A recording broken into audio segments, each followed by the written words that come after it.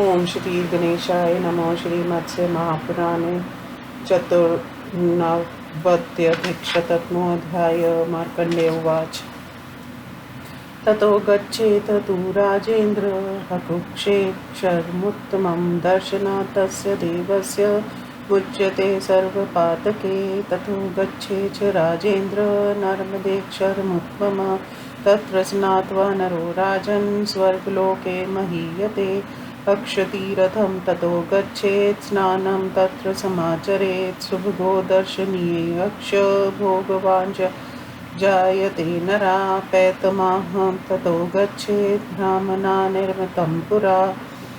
तत्र सनात्वा नरो भक्त्या पितृपिण्डमुदापयेत्। तिलद्भर्वमिक्षं तु हार्दिकं तत्र दापयेत्। तस्य तीर्थप्रभावेन सर्वं भवति चाक्षयं। सावित्रीतीर्थमासाद्य यस्तु स्नानं समाचरेत् विद्युः सर्वपापानि ब्रह्मलोके महीयते।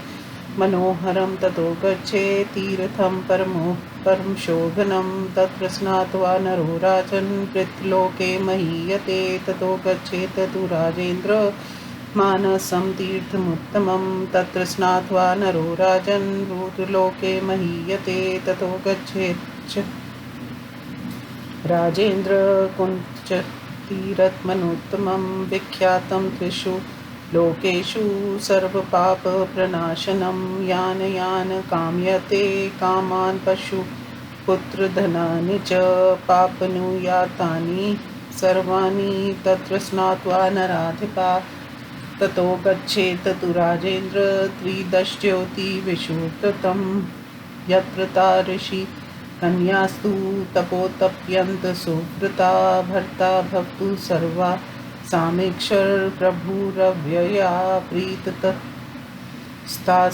महादेवो दण्डरूपधरो हरा। विकृतान् न बिभत्सुरवर्ती तीर्थमुपागता तत्र कन्या महाराज वर्यत्परमेश्वरा। कन्या ऋषेवर्यता कन्यादानं प्रदीयतां तीर्थं तत् महाराज ऋषिकन्येति विश्रुतं। तत्र स्नात्वा नरो राजन् सर्वपापे प्रमुच्यते। ततो गच्छेत् राजेन्द्र सर्वबिन्दुतिवती स्मृतं तत्र स्नात्वा नरो राजन् दुर्गतिं न च पश्यति। अप्सरेशं ततो गच्छेत् स्नानं तत्र समाचरेत्। क्रीडते नागलोकस्थो सरोभिः सह मोदते। ततो गच्छेत् तु राजेन्द्र नरके तीर्थमुत्तमं तत्र स्नात्वार्चयेत् देवं नरकं च न पश्यति भारभूतिं। ततो गच्छेदुक्त्वापवास्परो जना एतत्तीर्थसमासाद्य चावतारं तु शाम्भवम् आचर्यत्वा विरूपाक्षं रुद्रलोके महीयते। अस्मिन् तीर्थे नरा स्नात्वा भारभूतो महात्मना यत्र तत्र मृत्यस्यापि ध्रुवं गानेश्वरी गति। कार्तिकस्य तु मासस्य हार्चयित्वा महेश्वरम् अश्वमेधादशकुनं प्रवदन्ति मनीक्षणा। दीपकानाशतं तत्र घृतपूर्णं तु दापयेत्। विमाने सूर्यसङ्काशे व्रजते यत्र शङ्करा। वृषणं य प्रयच्छेत तु शङ्खकुन्देन्दुसप्रभं वृषयुक्तेन यानेन रुद्रलोकं स गच्छति। धेनुमेकां तु यो दद्यात् तस्मिंस्तीर्थे नराधिप। पायसं मधुसंयुक्तं भक्ष्यानि विविधानि च यथाशक्तया च राजेन्द्र ब्रह्मणा न भोजयेत् तथा।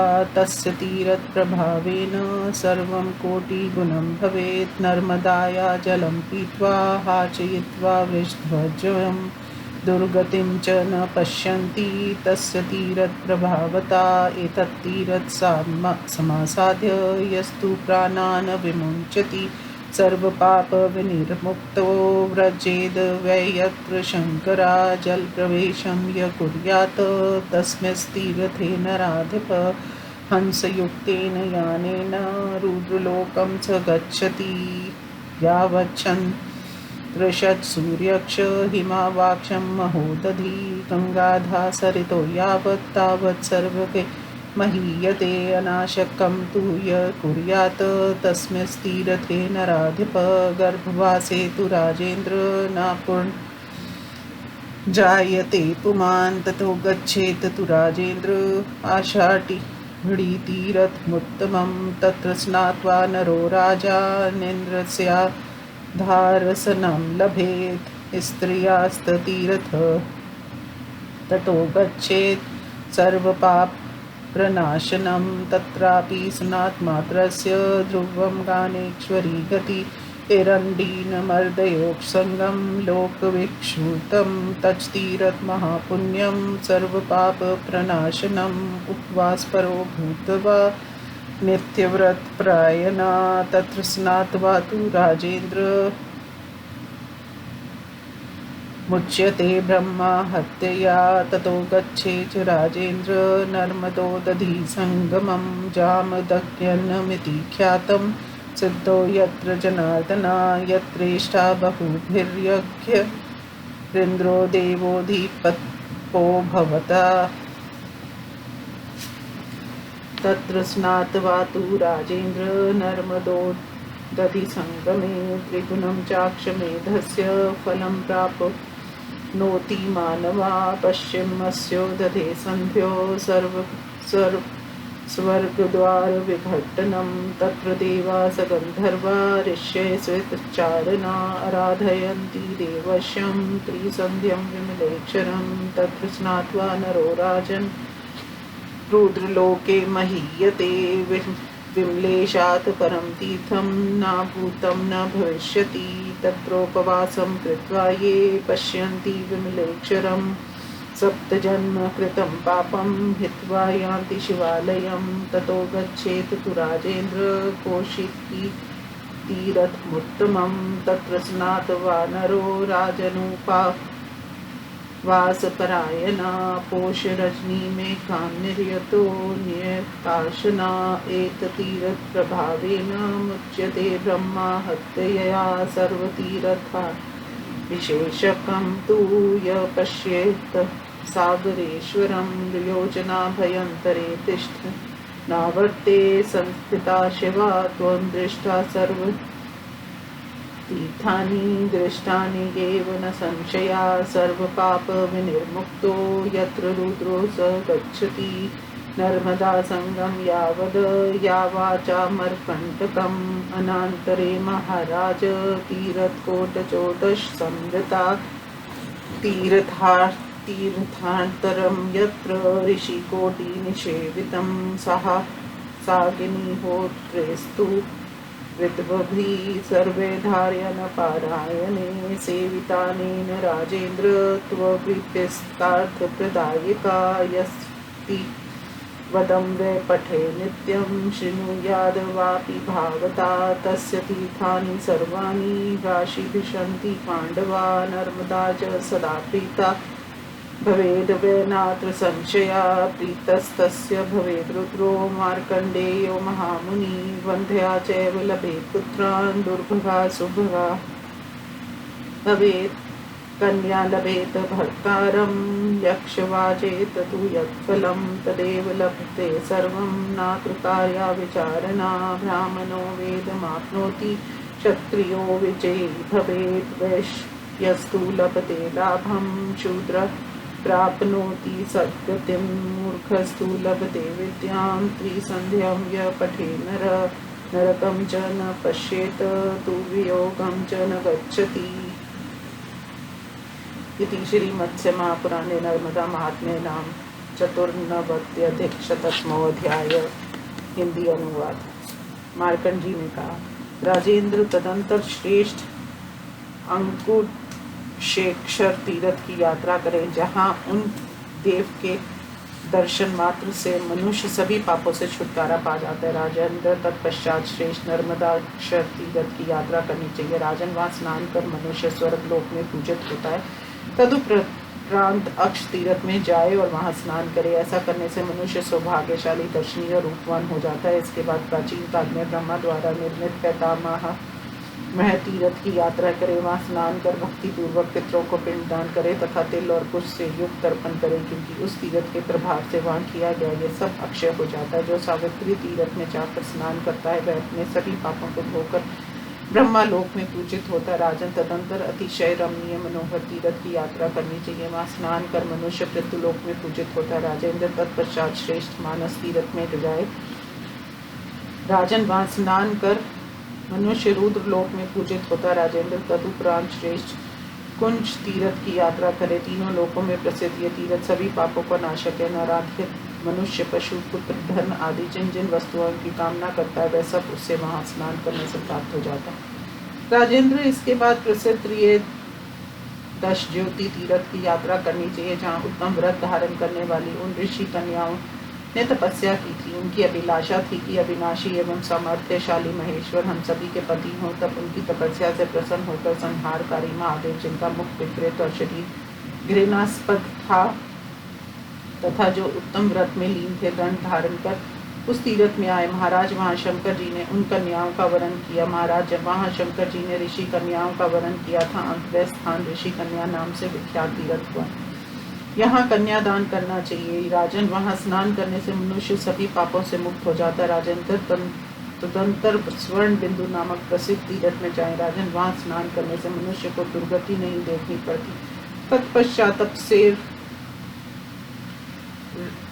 अप्सरेश तीर्थ में जाए और वहां स्नान करे। वहां स्नान करने वाला नागलोक में अप्सराओं के साथ आनंद का अनुभव करता। राजेंद्र, तदुपरांत नरक नामक श्रेष्ठ तीर्थ की यात्रा करे। वह स्नान कर महादेव जी की पूजा करे तो नरक नहीं देखना पड़ता। इसके बाद भारभूति तीर्थ की यात्रा करनी चाहिए। इस तीर्थ में आकर मनुष्य उपवास पूर्वक शंभु के अवतार विरूपाक्ष की अर्चना करके रुद्र लोक में पूजित होता है। महात्मा शंकर के इस भारभूति तीर्थ में स्नान कर मनुष्य जहाँ कहीं भी मरता है तो उसे निश्चय ही गणों के अध्यक्ष की गति प्राप्ति होती है। कार्तिक मास में यहाँ महेश्वर की पूजा करने से अश्वमेध यज्ञ से 10 गुना फल प्राप्त होता है। ऐसे विद्वानों ने कहा है, जो वहाँ घृत पूरन 100 दीपक जलाता है सूर्य के समान देदीप्यमान विमानों से शंकर जी के निकट चला जाता है। जो वहाँ शंख, कुंड, पुष्प एवं चंद्रमा के समान उज्ज्वल रंग के वृषभ का दान करता है, वह वृष युक्त विमान से रुद्र लोक को जाता है। नराधिक, उस तीर्थ में जो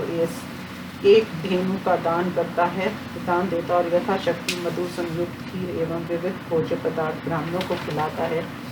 राजेंद्र, उसका वह सभी कर्म उस तीर्थ के प्रभाव से करोड़ गुना हो जाता है। जो लोग नर्मदा का जल पीकर शिव जी की पूजा करते हैं, उन्हें उस तीर्थ के प्रभाव से दुर्गति नहीं देखनी पड़ती।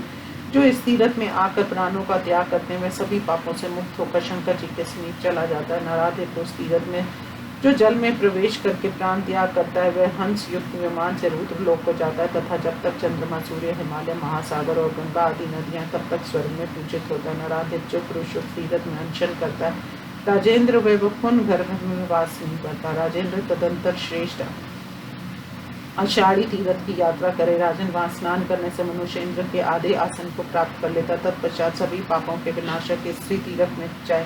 वहां भी स्नान मात्र से निश्चय ही गानेश्वरी गति प्राप्त होती है। अरंडी और नर्मदा का संगम लोक प्रसिद्ध तीर्थ है, वह अतिशय पुण्यदायक तथा सभी पापों का विनाश करने वाला है।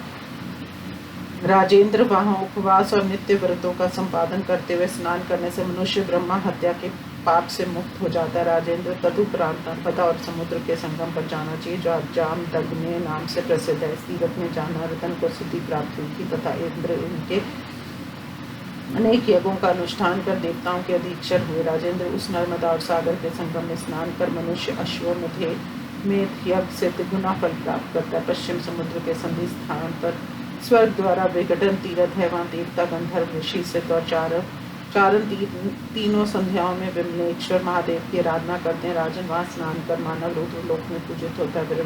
विमलेश्वर से बढ़कर तीर्थ ना हुआ न होगा। उस तीर्थ में उपवास कर जो विमलेश्वर का दर्शन करते हैं, वह 7 जन्मों के पाप से मुक्त होकर शिवपुरी में जाते हैं। राजेंद्र, इसके बाद श्रेष्ठ कौशिक की तीर्थ की यात्रा करे। राजन, वहाँ उपवास पूर्वक स्नान करने और नियमित भोजन करके एक रात निवास करने से मनुष्य इस तीर्थ के प्रभाव से ब्रह्मा हत्या के पाप से मुक्त हो जाता है। जो सागर ईश्वर का दर्शन करता है उसे सभी तीर्थों की अभिषेक का फल प्राप्त हो जाता है। वहाँ से एक योजन के